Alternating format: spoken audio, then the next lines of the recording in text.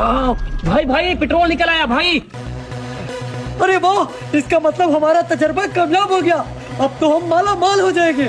हाँ हाँ भाई, हमारी काफी सालों की मेहनत रंग लाई है। भाई हमारी काफी सालों की मेहनत रंग ले आई है। अब इस चौधरी से हम बदला लेके जरूर रहेंगे। बस एक बात मेरी गौर से सुन लो, इस चीज का किसी को पता नहीं होना चाहिए। ये हमारी राज की बात है और किसी को भी खबर नहीं होनी चाहिए। हम जो टैंकियाँ फुल करके बाहर पेट्रोल सप्लाई करेंगे। भाई हम पेट्रोल सप्लाई करके खूब पैसा कमाएंगे। और एक बात मेरी कान खोल के सुन ले, इस एंटीने के बारे में यही बताना है कि हमने अपने घर में नया टीवी लगवाया है। जितना जल्दी हो ना जाके इंटरनेट रूटर की ना स्पीड बढ़ा, ताकि हमारी जो टैंकियाँ पड़ी है ना इनको जितनी जल्दी जल्दी हम फुल कर लें। हाँ हाँ, मैं अभी जाके इंटरनेट स्पीड को हाई कर देता हूँ चल, ठीक और ये टैंकियाँ फुल करके अभी सप्लाई करना शुरू कर ठीक है। देते हैं।